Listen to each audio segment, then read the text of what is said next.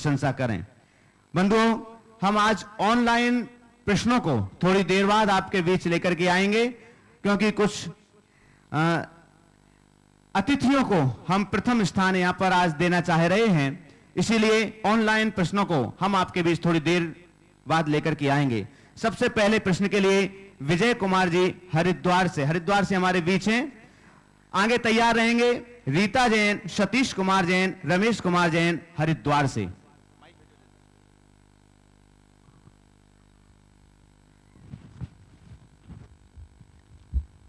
महाराज श्री के चरणों में त्रय बार नमोस्तु नमोस्तु नमोस्तु।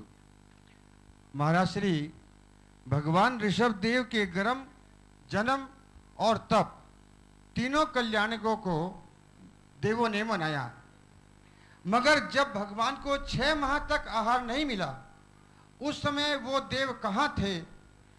और ऐसा भगवान ऋषभ देव को आहार नहीं मिला, वो कौन से कर्म के उदय के कारण नहीं मिला? देखिए, भगवान ऋषभ देव के जीवन की एक घटना हमें बताती है कि कर्म के आगे कोई ताकत काम नहीं करती। दुनिया के सारे निमित्त हमारे लिए तभी काम आते हैं जब हमारा कर्म अनुकूल होता है। भगवान ऋषभ देव के अंतराय कर्म की इतनी प्रबलता थी कि सब प्रकार की अनुकूलता होने के बाद भी किसी की बुद्धि उस दिशा में नहीं चली। उन्हें आहार नहीं मिला। आहार की विधि का ज्ञान तो इंद्र को भी था, चक्रवर्ती भी अपने अवधि ज्ञान से ये बात जान सकता था, लेकिन जब तक सामने वाले के कर्म की अनुकूलता ना हो तब तक ऐसा किसी को लाभ नहीं मिलेगा। और भगवान ऋषभ देव के विषय में कहा जाता है कि वे तीर्थंकर थे, जीवन की उच्चतम अवस्था को प्राप्त, लेकिन उन्होंने अपने अतीत जन्म में किसी जन्म में कई भवपूर्व एक बैल के मुंह में मूषिका बांधी थी कि वो भोजन ना ले सके। उस मूषिका बांधने का ये पाप था कि तीर्थंकर अवस्था में भी उन्हें 6 महीने तक निराहार रहना पड़ा। इसलिए व्यक्ति को चाहिए पाप करने से डरे, पाप से भय खाए। श्रीमती रीता जैन हरिद्वार। प्रमाण सागर महाराज जी के चरणों में मेरा बारंबार नमोस्तु नमोस्तु नमोस्तु। महाराज जी, मेरे मन में एक शंका है। मैं ये जानना चाहती हूँ कि एक श्रावक की जिंदगी में स्वाध्याय और सामायिक का क्या महत्व है तथा उसके जीवन पर क्या प्रभाव पड़ता है? देखिए, स्वाध्याय और सामायिक का हमारे जीवन में उतना ही स्थान है जितना भोजन और पानी का, बल्कि भोजन और पानी से भी ज़्यादा। अगर भोजन पानी न मिले तो तन सुस्त हो जाता है। भोजन पानी तन की खुराक है और स्वाध्याय सामायिक मन की खुराक है।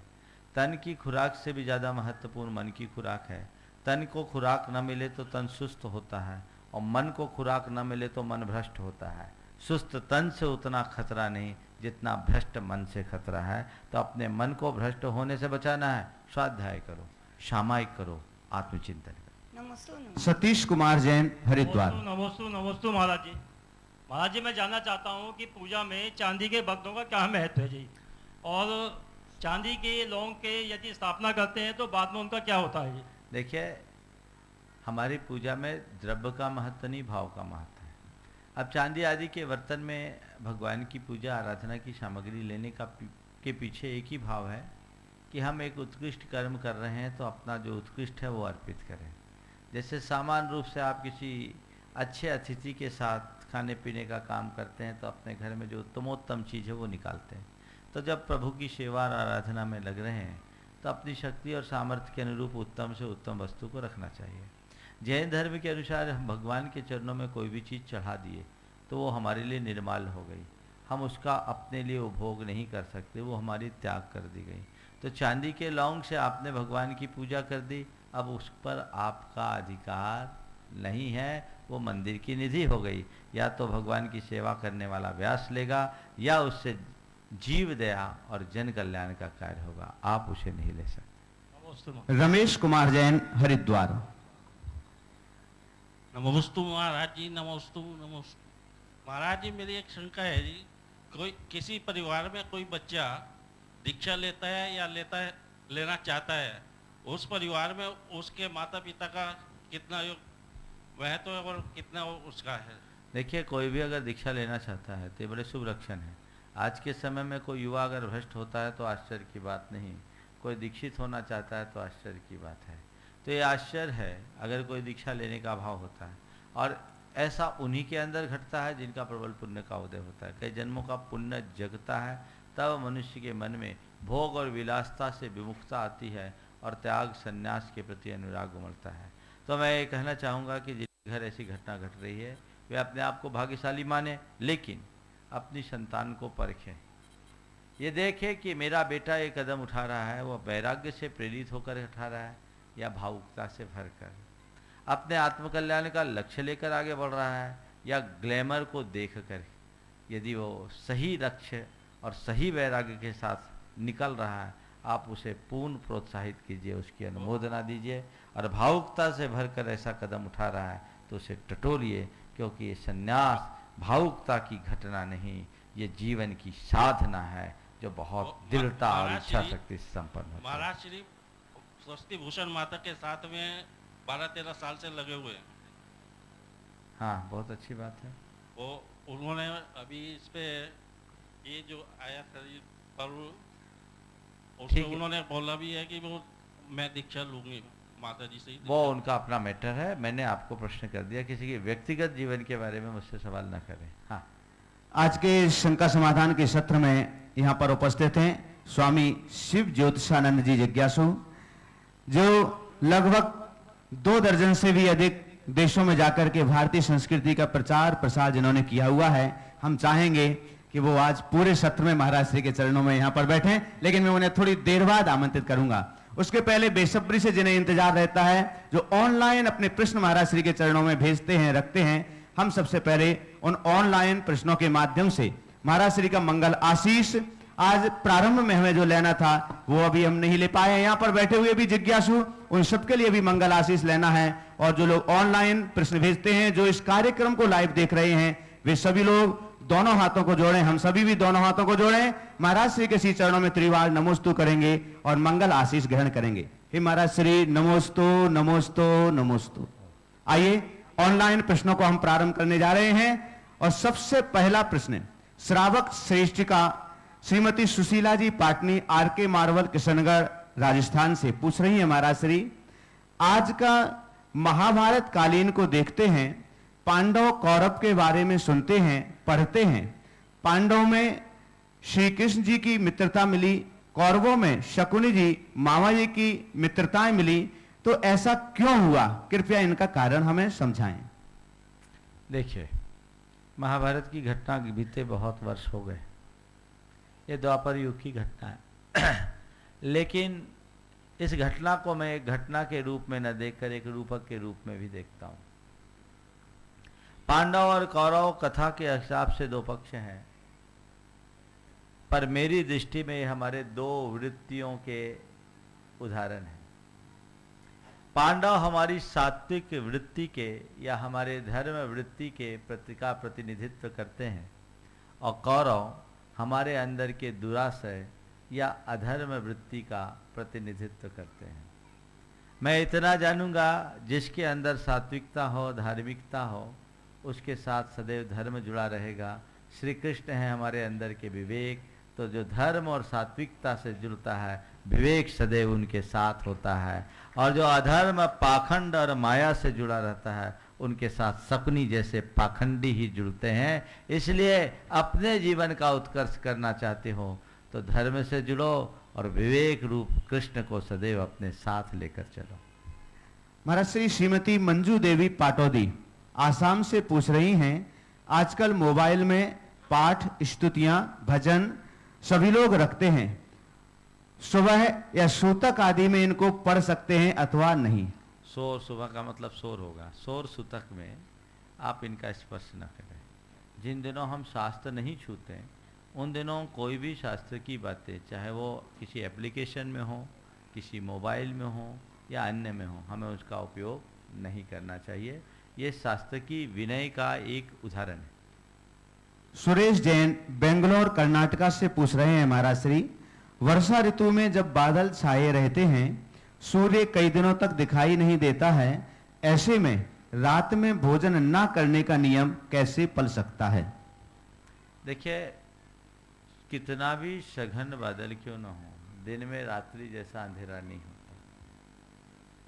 और हमें प्रकाश देखना चाहिए, प्राकृतिक प्रकाश में भोजन करना चाहिए। हाँ, बरसात के दिनों में थोड़ा जल्दी अंधेरा हो जाता है, तो आप रात्रि भोजन के त्याग का निर्दोष पालन करना चाहते हैं तो आप अपना थोड़ा भोजन थोड़ा जल्दी कर लें। और ऐसा बहुत थोड़े दिन होता है, पूरे के पूरे सीजन में देखा जाए तो 2, 4, 6 दिन होता है। यदि आप अपने नियम को निर्दोष पालना चाहते हैं तो ऐसा है तो शाम का भोजन ना करें।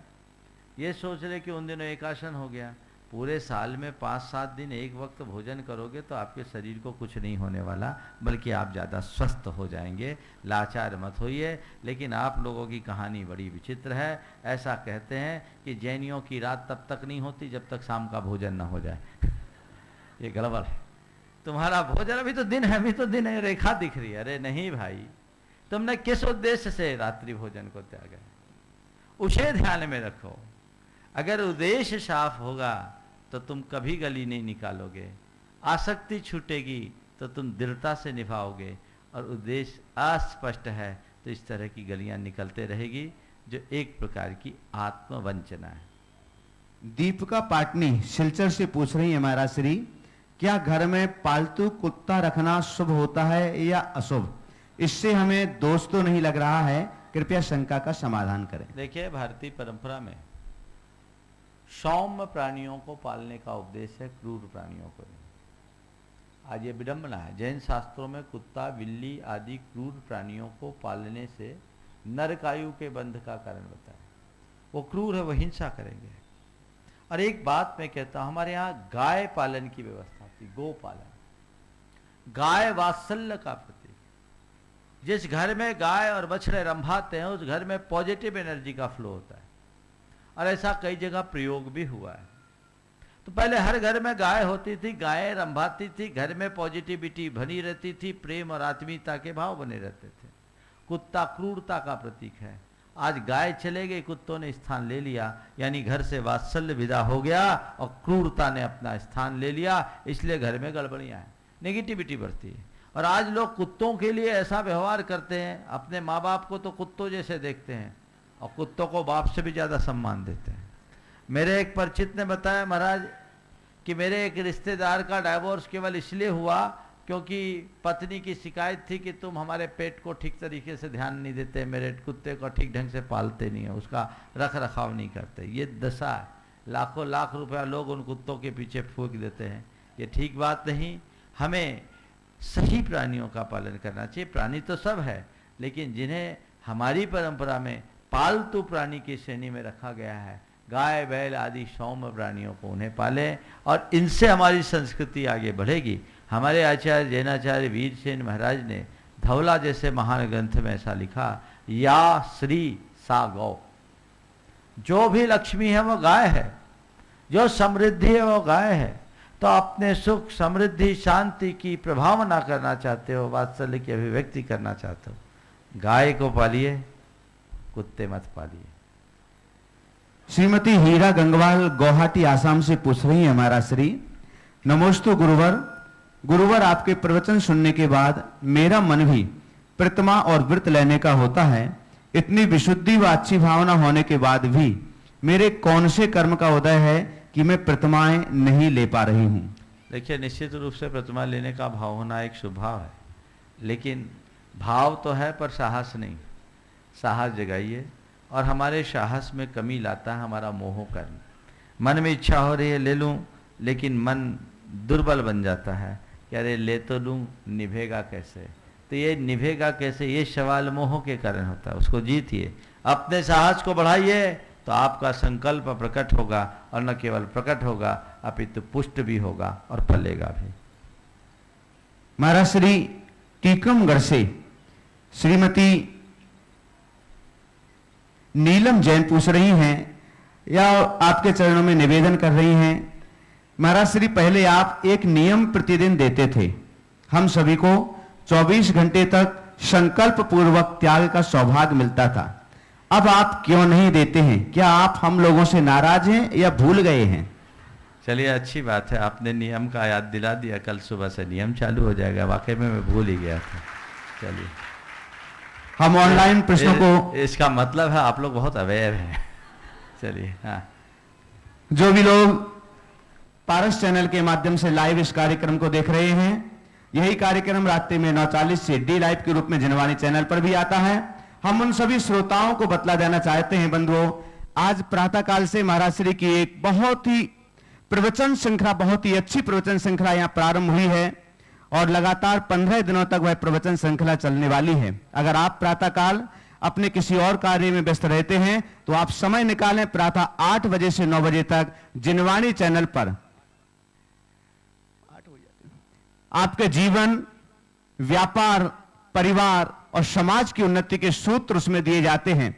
मैनेजमेंट गुरु मुनि श्री प्रमाण सागर जी के माध्यम से जीवन का मैनेजमेंट कैसे कर सकते हैं आप, वो सब यहां पर आपके लिए सूत्र उसके बतलाए जाएंगे। प्रातः 8 से 9 बजे तक आप महाराज श्री का वह प्रवचन लाइव जिनवाणी चैनल पर सुन सकते हैं, देख सकते हैं। मैं महाराज श्री के श्री चरणों में अपनी शंका को समाधित करने के लिए स्वामी शिव ज्योतिषानंद जिज्ञासु हमारे बीच हैं, जो स्वामी महेशानंद गिरी के शिष्य हैं और इनका धर्म प्रचार कार्य क्षेत्र कृतित्व बहुत विस्तृत कृतित्व है और अभी तक लगभग 2 दर्जन देशों में जाकर के उन्होंने धर्म का प्रचार किया है। Europe, England, gulf countries, Asia महाद्वीप आदि, Cambodia, Vietnam, Sri Lanka, Ireland, Singapore, Dubai और अन्य देशों में जाकर के उन्होंने धर्म का प्रचार किया हुआ है। आज महाराज श्री के चरणों में यहां पधारे हैं, हम चाहते हैं वे भी अपनी जिज्ञासा महाराज श्री के चरणों में प्रस्तुत करें। पूज्य महाराज जी के चरणों में कोटिश वंदन। मैं अभी तुरंत ही इंग्लैंड से आया, वहाँ सत्संग के कार्यक्रम जब पूरा हो गया तो एक भक्त आए हमारे पास में और उन्होंने मेरे को ये प्रमाणिक एप्लीकेशन के बारे में बताया कि हमारे भारत में एक ऐसे महान संत हैं जो इस एप्लीकेशन के माध्यम से लोगों की तमाम शंकाओं का समाधान करते हैं। तो ये सुन करके हमें बहुत अच्छा लगा, गौरव भी हुआ और मैंने कहा कि ये महाराज जी कहाँ विराजते हैं, तो पता लगा मैं हमारे प्रकाश जी जैन साहब जो सर्वधर्म मैत्री संघ के अध्यक्ष भी हैं और समाज में बहुत काम करते, मैंने उनसे पूछा तो मैंने वहीं से फ़ोन करके पूछा कि महाराज जी कहाँ विराजते, तो उन्होंने बताया कि अपने अजमेर में ही है। तो मुझे बड़ी खुशी हुई कि चातुर्मास यहाँ हो रहा है, तो महाराज जी को जा करके मैं वहीं से संकल्प करके आया कि आते ही आपसे मिलूंगा और इस बारे में चर्चा करूंगा। महाराज जी आपसे एक निवेदन करना चाहता हूँ, वैसे कई देशों में जाना होता है, बाहर जा करके देखते हैं जो हमारे भारत के जो मूल लोग हैं बाहर विदेशों में रहते हैं वो पाश्चात्य संस्कृति में इतने ओतप्रोत नहीं है जितने हमारे भारत में रहने वाले लोग उसमें फंसे हुए दिखते हैं। तो इससे कैसे उबरा जाए? मैंने ये देखा कि आपका जो आपकी कुछ सीमाएं हैं, तो आपकी यदि कोई सीमाएं नहीं होती तो पता नहीं ये समाज कितना और आगे जाता। और आज जो हिंसा में लोगों की प्रवृत्ति है उससे लोग कितने उबर जाते, पाप से बच जाते। तो आपकी कुछ सीमाएं, फिर भी आपने इतना बड़ा महान कार्य किया है, आपको कोटि से वंदन। अब इससे कैसे बचा जाए इसके बारे में आप कुछ प्रकाश डालें। बहुत अच्छी बात आपने उठाई है। मैंने भी ये महसूस किया, यद्यपि मैं भारत से बाहर गया नहीं, पर प्रवासी भारतीय नियमित मेरे पास आते हैं और उनसे मिलने के बाद मैंने यही पाया कि यहाँ से वहाँ जाने के बाद वे विशुद्ध भारतीय बन जाते हैं। पिछले 2 वर्ष पूर्व मेरे पास लंदन से एक शाह परिवार आया था, कोलकाता में मैं था, और उन्होंने यहाँ आकर के जब हमारे यहाँ के लोगों को देखा तो बड़ा आश्चर्य व्यक्त किया कि मुझे बड़ा आश्चर्य है कि हम लंदन में रह कर के भी जैन धर्म के सारे नियमों का पालन करते हैं, रात्रि भोजन नहीं करते, अब मद्य मांस मधु का त्याग करते हैं, अपने धार्मिक क्रियाओं का पालन करते हैं और बड़े बुजुर्गों का आदर सम्मान और भारतीय संस्कृति के जो मूलभूत आदर्श हैं उनका पूरी तरह से अनुपालन करते हैं। पर यहाँ आकर के तो देख के लगता है कि यहाँ तो कुछ है ही नहीं, तो मतलब क्या? यहाँ गुरुओं का सानिध्य है, उपदेश सब कुछ उपलब्ध होने के बाद भी लोगों में इतना हरासमेंट क्यों? उन्होंने मुझसे एक सवाल किया तो मैंने उनसे एक ही उत्तर दिया, जो उत्तर उन्हें दिया मैं समझता हूँ आपके प्रश्न का उत्तर भी उसी संदर्भ में लागू होगा। मैंने कहा वहाँ जाने के बाद आपको अपनी संस्कृति का आदर्श और उसकी गरिमा का बोध हुआ, और यहाँ रहने वाले को अपनी संस्कृति की गरिमा का कोई बोध नहीं है। सांस्कृतिक गौरव जगाने की आवश्यकता है। जब तक मनुष्य के हृदय में सांस्कृतिक निष्ठा प्रकट नहीं होगी, तब तक वह अपने जीवन को पवित्र नहीं बना सकता। स्वामी विवेकानंद जब भारत से बाहर गए और वहां से लौट कर आए, बड़ी प्रसिद्धि पाकर लौटे थे। पत्रकारों ने उनसे पूछा कि स्वामी जी, आप जब भारत से पहले बाहर नहीं गए थे तब, और अब जब बाहर से लौट कर भारत आए हैं तब, इन दोनों में भारत के प्रति आपके दृष्टिकोण में क्या परिवर्तन आया? भारत से बाहर जाने के पहले और वापस भारत लौटने के बाद भारत के प्रति आपके मन में, आपके दृष्टिकोण में क्या परिवर्तन आया? विवेकानंद जी ने जो जवाब दिया वो बहुत अच्छा जवाब था। उन्होंने कहा कि जब तक मैं भारत से बाहर नहीं गया था तब तक मैं अपनी मातृभूमि को प्यार करता था। जब तक मैं भारत से बाहर नहीं गया था तब तक मैं अपनी मातृभूमि को प्यार करता था। अब लौट कर आया हूं तो इस धरती की पूजा करूंगा, क्योंकि ये हमारा भारत है जो विश्व में कहीं नहीं। तो वस्तुतः भारतीयता को समझिए, भारत की मूलभूत संस्कृति को पहचानने की कोशिश कीजिए। 7 समुंदर पार बैठे वे लोग इस दुर्लभता को जानते हैं। उन्हें समझ में आता है कि वैभव से जीवन परिपूर्ण नहीं होता। जीवन की परिपूर्णता के लिए प्रेम, आत्मीयता चाहिए, सादगी और सात्विकता चाहिए, धर्म और अध्यात्म चाहिए जो हमारे जीवन को बैलेंस करे।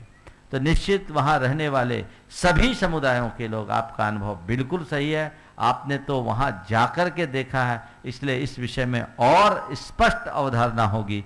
हमने यहाँ आने वाले लोगों से मिलने के बाद ये पाए कि वहाँ स्थिति है। यहाँ के लोग सोचे अपनी मूलभूत संस्कृति को कभी न छोड़े। मैं पश्चिम का विरोधी नहीं, वहाँ की अच्छाइयों को आप अपनाइए, बुराइयों को नहीं। उल्टा हो रहा है, पश्चिमी संस्कृति के अंधानुकरण की इस होड़ में हम उनकी जो विकृतियां उनको अपना रहे हैं और अपनी जो संस्कृति है उसे खो रहे हैं। इसलिए हमारी स्थिति बड़ी विकृत होते जा रही है। उनकी अच्छाइयों को अपनाएं, उनके एथिक्स को हम अपनाएं, लेकिन उनकी जो कल्चर है वो हमारे अनुकूल नहीं है। हमें अपने मूलभूत सांस्कृतिक परंपराओं के प्रति निष्ठावान बनना होगा और अपनी सभ्यता की मौलिकता को पहचान कर उस पर दृढ़ रहना पड़ेगा।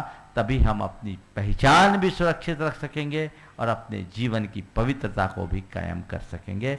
आप पूरे विश्व में जिस तरह की बातें फैला रहे हैं, आपने कहा कि आप लोगों की सीमा है, हम निश्चित, आप बिल्कुल हम लोगों की बात समझते हैं। हम लोगों की सीमा है पर हमें परवाह नहीं, हमारी सीमा आपकी सीमा नहीं। बात हमारे मुख से जाए तो और आपके मुख से जाए तो पूरे विश्व में भारत की बात जानी चाहिए, भारतीयता की बात जानी चाहिए, धर्म की बात जानी चाहिए, और ये बात आप पहुंचाएं। मेरा यही आशीर्वाद है कि लोगों के हृदय में धर्म और अध्यात्म के प्रति एक आस्था जगे और वह अपने जीवन का उन्नयन कर सके।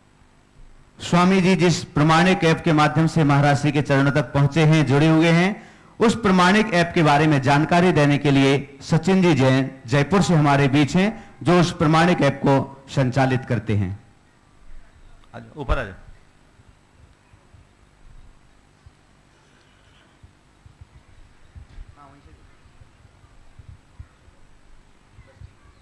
गुरुवर के चरणों में शत शत नमन। बहुत ही पुण्य का उदय था कि ये एप्लीकेशन बनाने का मौका मिला। महाराज श्री से मैं सबसे पहले 1997 में उनकी एक पुस्तक मिली थी मुझे, गुरुवर सुधासागर जी महाराज के एक शिविर के अंदर ज्वाइन करने के बाद, तब पहली बार मिला था। तब बहुत अच्छी पुस्तक लगी थी वो। उसके बाद जयपुर के चतुर्मास में महाराज श्री का सानिध्य प्राप्त हुआ और उस समय जब एक कक्षा ज्वाइन करी तो ऐसा लगा कि ये बहुत ही अच्छी कक्षा है और सबको मिलनी चाहिए। उस समय पे ये प्रमाणिक ऐप की बात आई। दुनिया में बहुत सारे यंगस्टर्स हैं जो चाहते हैं कि उन तक ये चीज़ पहुँचे। जैसा अभी गुरुवर ने कहा कि भारत में लोग कम चाहते हैं और बाहर ज़्यादा चाहते हैं। अभी इस एप्लीकेशन का रिस्पॉन्स पूरे वर्ल्ड से मिल रहा है। 40% यूज़र्स इंडिया के बाहर के लोग हैं। एक रेडियो एप्लीकेशन स्टार्ट करी थी इसके अंदर, जिसमें प्रवचन चालू किया था लाइव और शंका समाधान लाइव स्टार्ट किया था। क्योंकि अपलिंक की फैसिलिटी प्रॉपर नहीं थी इसलिए कट कट के चल रहा था, फिर भी लोगों ने बहुत अच्छे से सुना। आज एक बहुत अच्छी चीज़ चालू करी है जो मैं दिखाना चाहूँगा। महाराज श्री की एक कक्षा है जो अभी तत्व विद्या पे स्टार्ट होगी सुबह, जो लाइव नहीं आएगी, मगर तत्व विद्या का जो वाचन हमने पिछली बार भी किया था जयपुर चतुर्मास में, बहुत ही अच्छा रहा। इस बार हम कोशिश कर रहे हैं कि इसको लाइव रखेंगे यूट्यूब पे थ्रू। तो प्रमाणिक एप्लीकेशन के ऊपर एक बार अगर जूम करें, प्रमाणिक एप्लीकेशन के ऊपर अभी अपडेट कर दिया है और इसमें ये तीसरे नंबर का आइकन स्वाध्याय, आप एक बार देखें इस पे तीसरे नंबर का आइकन स्वाध्याय नजर आएगा।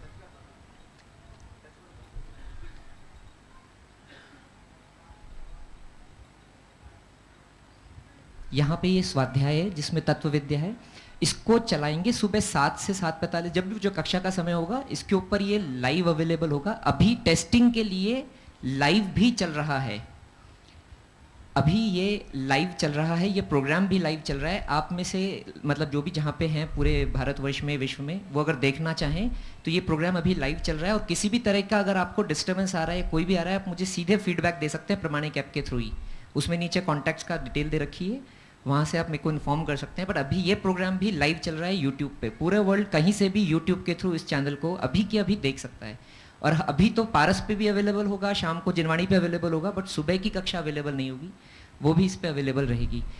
तो ये एक प्रयास रहेगा जिससे सब लोगों तक ये चीज़ पहुँच सके। आप सबसे विनम्र अनुरोध है कि इस एप्लीकेशन को सब लोग डाउनलोड करें और यंग जनरेशन वाले लोग जरूर डाउनलोड करें, क्योंकि बाकी सब तो कहीं ना कहीं किसी न किसी माध्यम से सुन लेते हैं, बट तत्व विद्या का वाचन बहुत ही अच्छा होने वाला है। और इसको अगर अपन सब सुनेंगे तो मतलब जैन धर्म का जो मूल है तत्व, अपना जैन तत्व, 7 तत्वों के बारे में और पूरा जो उसके बारे में डिटेल है, जो हर तरह की चीज़ कवर करती है, उसको जरूर सुने। धन्यवाद। बंधुओं, इस युवा साथी के लिए जोरदार करतल ध्वनि से। ये युवा साथी जयपुर चातुर्मास की खोज है, धर्म बचाओ आंदोलन के माध्यम से एक ऐप तैयार किया था और उसके माध्यम से लगातार महाराज श्री की वाणी को, चाहे कक्षा हो, चाहे प्रवचन हो, चाहे शंका समाधान हो, पूरे देश और दुनिया के लोगों के पास तक पहुंचा रहा है। प्रातः काल, जैसे कि कहा है, जैन तत्व विद्या की कक्षा प्रातः 7 बजे से प्रारंभ होगी, जो इसी स्थान पर, इसी पांडाल में लगेगी। जो भी लोग जैन तत्व विद्या महाराज श्री की लेखनी से लिखी गई वो कृति है, जिसमें बहुत सहज और सरलतम भाषा में जैन धर्म के चारों अनुयोगों का समन्वय किया गया है। आप अवश्य आएं और उस कक्षा के माध्यम से जैन धर्म की संपूर्ण जानकारी को प्राप्त करें। आगे डॉक्टर सूरज राव जी हमारे बीच हैं, जो असिस्टेंट रजिस्ट्रार हैं MDM विश्वविद्यालय राजस्थान में। डॉक्टर सूरज राव जी आगे तैयार रहेंगे। श्री देव किशन जी राजपुरोहित, वरिष्ठ साहित्यकार। डॉक्टर KM गंगवाल पूना से हमारे बीच हैं। मुनिश्री के चरणों में वंदना। वैसे वर्तमान का समय है, योग का समय है, तो मेरी एक छोटी सी शंका है कि जैन दर्शन में या जैन फिलोसफी में भक्ति, ध्यान और योग, ये तीनों किस प्रकार से जुड़े हुए हैं स्वामी जी, और किस प्रकार से अलग अलग हैं? बहुत अच्छा सवाल आपने किया। जैन दर्शन में योग को स्थान दिया गया है, पर हमारे यहाँ 2 चीजें हैं, योग और उपयोग। योग शुद्धि से भी ज्यादा उपयोग शुद्धि को बल दिया गया है। योग शुद्धि को हम अगर चालू भाषा में कहें तो भाव विशुद्धि कहेंगे, और उपयोग शुद्धि का मतलब परिणाम शुद्धि, अभिप्रायों में शुद्धि। जैन साधना में ध्यान को सर्वोच्च स्थान दिया गया है। ध्यान के साधन के रूप में योग को भी लिया गया। यम, नियम, आसन, प्राणायाम, प्रत्याहार, ध्यान, धारणा, समाधि, ये जो बातें हैं अष्टांग योग को हमारे ज्ञानार्णवकार आचार्य शुभचंद्र ने भी उल्लिखित किया। लेकिन जैन परंपरा में योग को उतनी प्रमुखता नहीं दी गई जितनी पातंजलि आदि में दिया गया, और वहाँ जो योगः कर्मसु कौशलम जैसी बात कही गई। जैन परंपरा में कहा गया है कि ज्ञान के बल पर अपने चित्त को स्थिर करो, और ज्ञान की स्थिरता का नाम ही ध्यान है। और भावना योग को जैन साधना में सर्वोच्च स्थान दिया गया। जैसे आत्मा का ध्यान करना है तो आत्मा का ध्यान करना है तो सोहम की भावना भाव, मैं शुद्ध आत्मा हूं, मैं शुद्ध आत्मा हूं, मैं शुद्ध आत्मा हूं, और मैं देहातीत हूं, मैं इंद्रियातीत हूं, मैं विषयातीत हूं, निरंजन हूं, ज्ञान स्वरूप हूं, चिदात्मक हूं, चेतन हूं, आनंद रूप हूं। जो अपनी आत्मा का स्वरूप है उसकी भावना को भाओ, उसमें डूबो, और भाते भाते भाते भाते इतना लीन हो जाओ कि शरीर में रहते हुए भी शरीरातीत, देह में रहते हुए भी अपने आप को देहातीत अनुभव कर सको। और देह में देहातीत अनुभूति का नाम ही जैन साधना में परम ध्यान है। इसे शुद्धोपयोग कहा, जिस दशा में किसी भी प्रकार का राग देश में विकार न हो, और वहां तक पहुंचने के लिए सतत भावना भाव। तो जैन साधना मूल रूप से भावना प्रधान है। मैंने सबका तुलनात्मक अध्ययन किया। अभी मनोविज्ञान में कुछ रिसेंट रिसर्च हुए, उनको देखकर लगा कि हमारे जैनाचार्य बहुत बड़े मनोवैज्ञानिक थे। अभी अवचेतन मन की शक्तियों पर बहुत काम हुआ है, और सीक्रेट वगैरह बातें प्रकाश में आई हैं। ये कहते हैं, मनोवैज्ञानिक कहते हैं कि हमारे सबकॉन्शियस में जो विचार फीड होते हैं वही हमारे कॉन्शियस माइंड में प्रकट होते हैं, और उससे हमारा जीवन का निर्धारण होता है। और एक सिद्धांत बना, थॉट्स बिकम्स थिंग्स।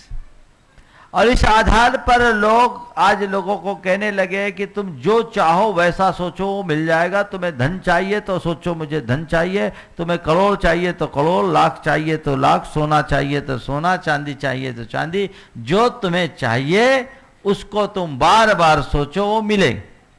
ये एक सिद्धांत है। जैन साधना में यही कहा गया कि तुम जैसी भावना भाओगे वैसा होगा। यादृशी भावना यस्य सृष्टिर्भवति तादृशी। तुम जैसी भावना भाओगे वैसा होगा। तो हमारे यहां संसार की भावना भाने की जगह आत्मा की भावना भाने की बात की। तो तुमने अभी तक अनादि के जन्मजात संस्कारों के परिणाम स्वरूप अपने आप को देह रूप ही माना है, देह रूप ही जाना है, और देह रूप ही अनुभव किया है। तो सदेह अनुभूति होने के कारण तुम शरीर में इष्टानिष्ट संकल्प विकल्प करते रहो, और मैं सुखी, मैं दुखी, मैं राजा, मैं रंग, मैं अमीर, मैं गरीब, मैं स्त्री, मैं पुरुष, ये पर्याय बुद्धि बनी रही। अगर तत्व ज्ञान पाओ और उसके बल पर बार बार भावना भाव, नहीं ये तो बाहर का चोला है, ये तो मैं हूं ही नहीं। तो इसकी भावना बार बार भाने से, बार बार भाने से, बार बार भावना से तुम्हारे सबकॉन्शियस में ये बात जब पूरी तरह फीड हो जाएगी, तो अभी तो तुम्हें भावना भाना पड़ रहा है, जब गहरे उतर जाओगे तो उसकी अनुभूति होने लगेगी, और वही अनुभूति परमात्मा अनुभूति है, जो केवल ज्ञान का बीज है, परम ध्यान है। तो ये साधना है।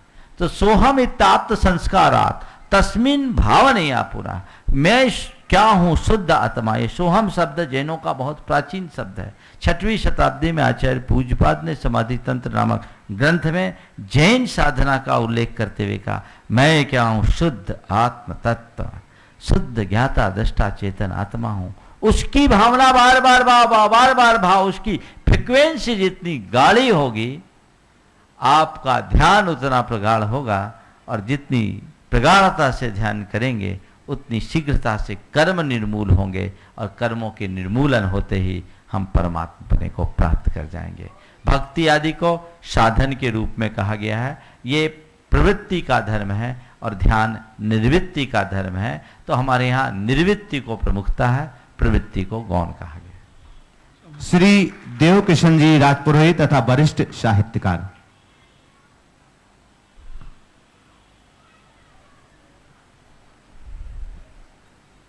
मुनि श्री के चरणों में सत सत नमन। इस समय पूरा विश्व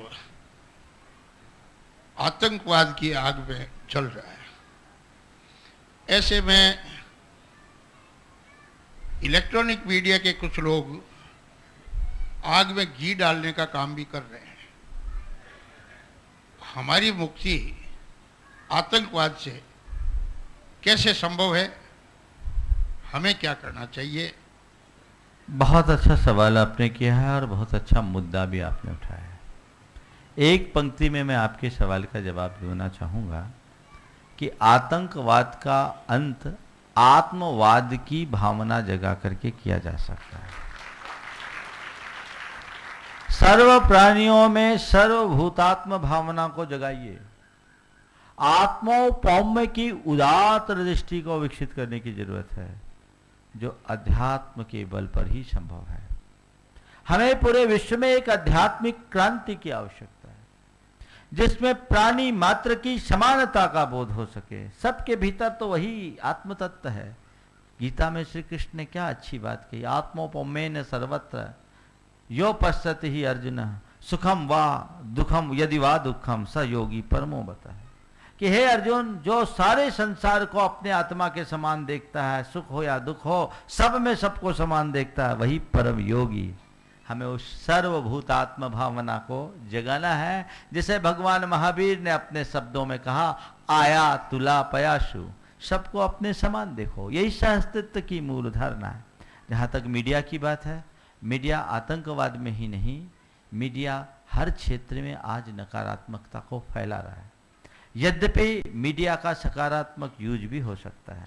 ये जितने भी धार्मिक चैनल है, चाहे पारस channel, Jinvani channel, Arhan channel, आस्था चैनल, श्रद्धा चैनल, न जाने कितना चैनल है, ये भी एक मीडिया का रूप है जो लोगों में सांस्कृतिक चेतना को जगा रहे हैं। लेकिन आजकल खबरों को जायकेदार बनाने के लिए नकारात्मक खबरों का प्रसार बहुत तेजी से होता है, और जिन घटनाओं को सेंसर करना चाहिए उन्हें बहुत तेजी से नमक मिर्च लगा करके फैलाया जाता है।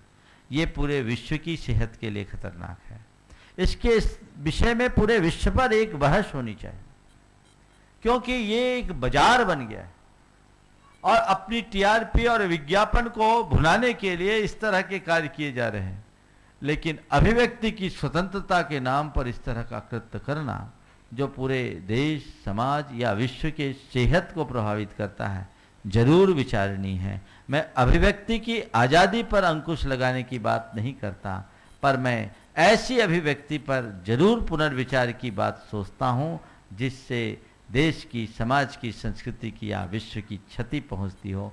मीडिया का सकारात्मक रूप समाज में आएगा तो वह हमारे समाज को, हमारे देश को, हमारे विश्व को बहुत ऊंचा उठाएगा। Doctor KM. गंगवाल पुणे से हमारे बीच हैं। अहिंसा, करुणा और शाकाहार के लिए समर्पित व्यक्तित्व, लाखों लाख लोगों के लिए जिन्होंने शाकाहार का संकल्प कराया है, मांसाहार का त्याग कराया है। गुरुदेव के चरणों में त्रिवार नमोस्तु। गुरुदेव, कल आपने वीर शासन जयंती के ऊपर, वीर शासन दिन के ऊपर जैन जन शासन की प्रभावना की बात कही। एक संस्मरण मुझे याद आया। 15 वर्ष पहले मैं ऑरलैंडो में गया था। मेडिकल कॉन्फ्रेंस थी, इंटरनेशनल कॉन्फ्रेंस थी, और मेरा विषय था जैन जीवन शैली और बीमारियां। उस पे प्रवचन देकर इतना प्रभाव जिन शासन का हम कर पाए, और उसी वक्त एक आफत आ गई। वो लोगों ने मेरी रॉयल कैरेबियन क्रूज के ऊपर एक मेरा बुकिंग करवा दिया था। मैंने कहा कि मैं जैन धर्मी हूँ, कंदमूल नहीं खाता हूँ, लहसुन प्याज नहीं खाता हूँ, और ऐसे क्रूज पे कैसे जाऊँगा। गुरुदेव, जिन शासन की प्रभावना कैसी हो सकती है। हमने रॉयल क्रूज के लोगों ने कहा कि सारे संसार का फूड हम देते हैं, आपको भी जैन फूड देंगे। उन्होंने न्यूयॉर्क से कुक को बुलाया और कैरेबियन क्रूज के ऊपर जैन फूड सर्व किया, और जैन फूड सर्व करने के साथ वो एक पैनल लगाते थे, वहाँ लिखा जाता था जैन फूड। शाम को 5 बजे मुझे, मेरे और मेरी धर्मपत्नी को वहाँ फूड मिलता था। क्यूरियोसिटी इतनी बढ़ गई कि वो 3500 लोग क्रूज पे ऊपर थे। बार बार कैप्टन थी, लेडी कैप्टन थी, उसको जाके बोले कि ये क्या चीज़ है, जैन फूड अलग और एक छोटा सा काउंटर अलग। तो उन्होंने कहा कि आपको कहना है। उस दिन रात को 8 से 9 बजे तक उन्होंने मेरा प्रबोधन रखा, और जैन फूड क्या होता है यह मैंने उनको बताया। और कैरेबियन क्रूज ने आज ऐलान कर दिया है कि यदि हमारे क्रूज पे भी आए तो आपको जैन फूड मिलेगा, क्योंकि जैन फूड क्या होता है हमें अभी मालूम है। कहने का मतलब है गुरुदेव कि जैन धर्म की प्रभावना हम कर सकते हैं। एक डॉक्टर के नाते मैं कहूँगा, जब जब बड़ी बड़ी कॉन्फ्रेंसेस होती है और जब मेरा लेक्चर रखा जाता है तो मैं कहता हूँ कि मांसाहार नहीं होना चाहिए, शराब नहीं होनी चाहिए। यदि यह कंडीशन मंजूर है तो मैं लेक्चर देने के लिए आता हूँ। और आज मुझे गर्व के साथ कहना है गुरुदेव कि कई बड़े बड़े कंपनियाँ, इंटरनेशनल कंपनियाँ मेरा लेक्चर दोपहर को रखती है और उसमें शराब और मांसाहार नहीं रखा जाता है, नहीं रखा जाता है। यह जैन धर्म की बहुत बड़ी प्रभावना है गुरुदेव, प्रभावना है। हर एक डॉक्टर, हर एक इंटेलेक्चुअल, हर एक बड़े बड़े CEO ये बात दिल में रख के कहे कि नहीं, मैं जैन हूँ, मैं रात को नहीं खाऊंगा, मैं कंदमूल नहीं खाता हूँ, मैं आलू प्याज नहीं खाता हूँ, तो हमारे धर्म की प्रभावना बहुत बड़ी होगी। अंत में गुरुदेव एक ही सवाल डॉक्टर के नाते पूछना चाहता हूँ कि आज शिवांभु चिकित्सा, स्वमूत्र प्राशन और गोमूत्र प्राशन ये मेडिकल ट्रीटमेंट में आ गए हैं। कई लोग डॉक्टर के नाते मुझे बार बार पूछते हैं कि क्या हम गोमूत्र ले सकते हैं, प्राशन कर सकते हैं, या स्वमूत्र प्राशन कर सकते हैं। मोरारजी देसाई ने इसका बहुत बड़ा प्रचार किया था। मैं गुरुदेव डॉक्टर जैन होने के नाते उनको कहता हूँ कि मुझे तो ज़्यादा ज्ञान नहीं है, मगर मेरी धारणा तो है कि ये हमारे धर्म के अनुसार निषिद्ध माने गए हैं। गुरुदेव आप प्रकाश डालें, आप प्रकाश डालें। जैन धर्म के अनुसार 5 तरह की चीज़ों को लेने योग्य नहीं माना, जिसमें त्रसघात होता हो, बहुविघात होता हो, जो प्रमाद वर्धक हो, और जिसमें मांस का सेवन हो। साथ में जो त्रसघात हो, बहुविघात हो, प्रमाद वर्धक हो, मांस सेवन, त्रसघात, बहुविघात, प्रमाद वर्धक, और जिसमें अनिष्ट होता हो अथवा जिन्हें अनुपसेव्य कहा, शिष्ट पुरुषों के द्वारा जो सेवन करने योग्य नहीं है, उन चीज़ों को आप न खाएं। ये हमारे जैन धर्म में है। समूत्रपान आदि को अनुपसेव्य की कोटि में लिया गया है, इसलिए इसे हम विधान नहीं कर सकते। श्रीमती डॉक्टर चंद्रकला जी गंगवाल पूना आगे तैयार रहेंगे। प्रमिला अजमेरा अजमेर, श्रीमती प्रतिभा अजमेरा इंदौर।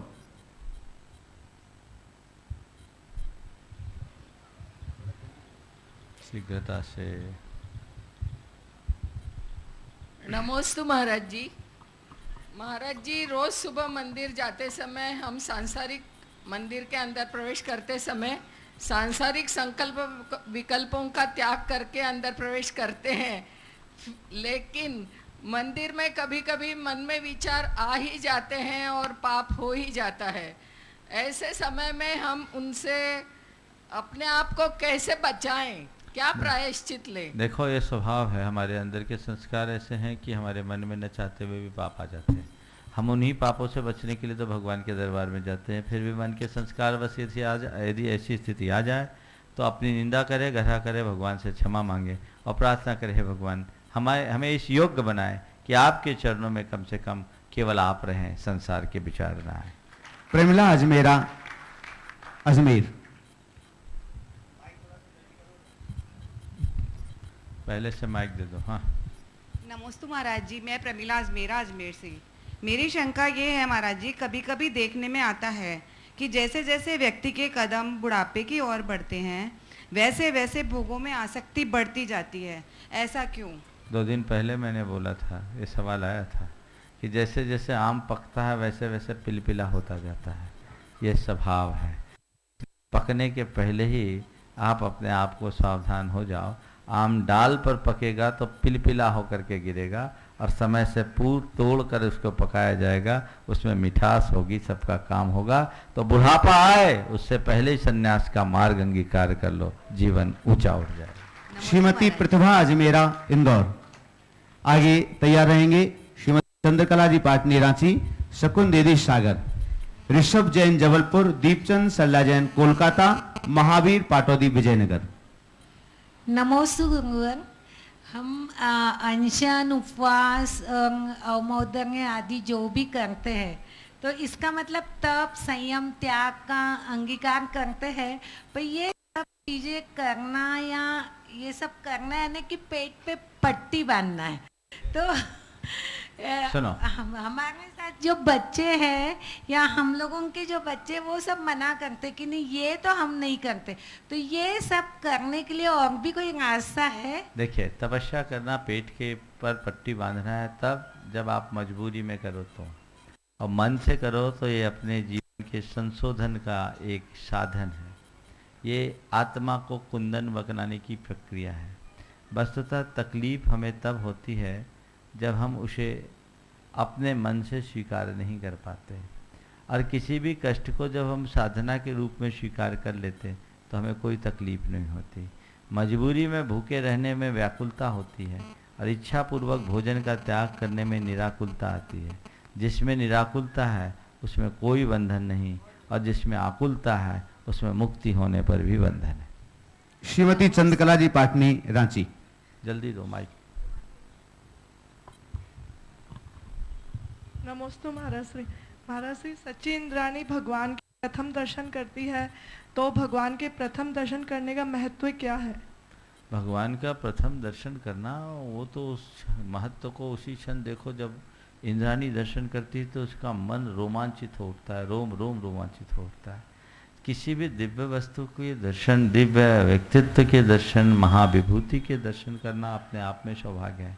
और जो प्रथम बार देखे तो उसके हर्ष का पारावार नहीं होता, उसकी विशुद्धि की कोई सीमा नहीं होती, तो उसके अंदर का हर्ष, उसके भीतर की विशुद्धि उसे काफ़ी ऊंचाई पर पहुंचा देती है। शकुन दीदी सागर। डॉक्टर बिमला जी, पाटनी, दिल्ली। ऋषभ जैन, जबलपुर। दीपचंद जैन, कोलकाता। नमोस्तु महाराज श्री। महाराज श्री, अविरत सम्यक दृष्टि को कर्म व कर्म फल चेतना होती है क्या? नहीं होती। कर्म और कर्म फल चेतना होती, ज्ञान चेतना नहीं होती। डॉक्टर बिमला, पाटनी, दिल्ली। गुरुवर के चरणों में शत नमन। मेरा प्रश्न 20 आश्विन जयंती से संबंधित है। मेरा जन्म हुआ एक अजैन कुल में, शादी हुई जैन कुल में, लेकिन क्योंकि मेरा एक ही प्रश्न रहता था कि आत्मा, भगवान ने हमको बनाया तो भगवान को किसने बनाया, जो मुझे कभी उत्तर नहीं मिला। पर जैन धर्म में जब मैंने पढ़ना शुरू किया एक केजी के बच्चे की तरह, तो मुझे उत्तर मिल गया, और उत्तर मिलने से मैं इतनी प्रभावित हुई कि मैंने सोचा जैन धर्म से उच्च धर्म कोई नहीं है, और मेरा जीवन में जैन कुल में शादी होना एक बहुत बड़े पुण्य का कारण है। तो इसके लिए मैं आपसे मेरी शंका है महाराज जी कि मैंने ऐसा पुण्य कर्म किया था, मैंने क्या ऐसा कर्म क्या किया था जिसके कारण मेरा पहले जैनेतर कुल में जन्म हुआ। मैंने मिथ्यात का पोषण किया और मैंने ग्रहित मिथ्यात को पूर्ण रूप से त्याग दिया, जैसे मुझे समझ में आया। देखिए, आपके किस कर्म का उदय था इसको भूल जाओ, आपके पुण्य का उदय है, इसका उपयोग करो। आज जो सामने है उसको देखो, जो पीछे चला गया उसको खो दो। जो भी दुर्लभता से तुम्हें प्राप्त हुआ, जिसकी उपयोगिता तुम्हें प्रतीत होती है, भावना रखो जीवन के अंतिम सांस तक वो मेरे लिए पलते रहे, ताकि इस भाव और आगामी भाव में भी हम अपना जीवनोद्धार कर सकें। ऋषभ जैन, जबलपुर। महाराज जी नमोस्तु नमोस्तु नमोस्तु।